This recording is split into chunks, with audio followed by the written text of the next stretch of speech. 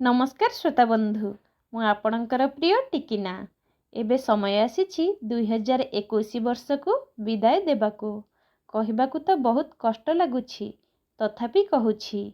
एही वर्ष आमको अनेक किछि देइछि बहुत किछि नेइछि एही देबानेबार भिड़ भितरे विदाई बेलारे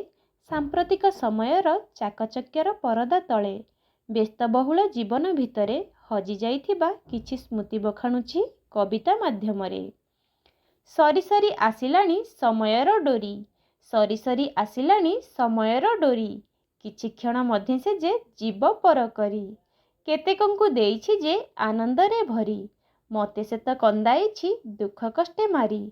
तथापि भी हृदय रे भक्तिभाव धरी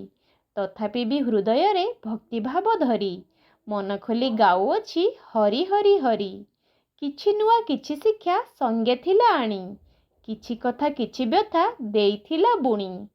समय ढेउटी मते करिथिला गुणी समय ढेउटी मते करिथिला गुणी